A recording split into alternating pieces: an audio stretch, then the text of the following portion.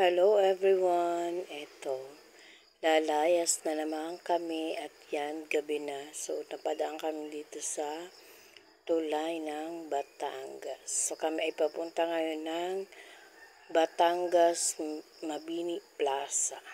Kasi na binuksan na yung pailaw na naman. So, samahan nyo kami ulit na maggala. At eto na nga yan, pagbungad pa lang makikita mo na ang malaking Merry Christmas. So, tara, samahan nyo ako. So, pagpasok, ito palang makikita nyo. So, napakaganda talaga. At talagang ma-amaze ka sa mga pailaw. Napakagaganda. At ang kanila pong Christmas tree, napakaganda at napakataas din. Ayan po. Kaganda talaga ng mga ano nila. At ayan, may mga curtain, mga pa-half moon na parang may mga star ba?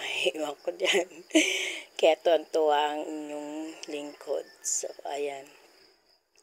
Ating puntahan na. So, kagaganda ng mga ilaw, talagang ramdam na ramdam nyo na yung kapaskuhan, yung ano.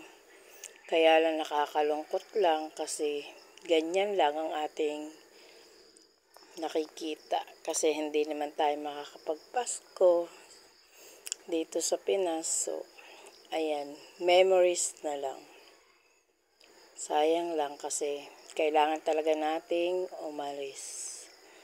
Kaya ayan, nood-nood na lang tayo ng mga lights. Enjoy na lang tayo.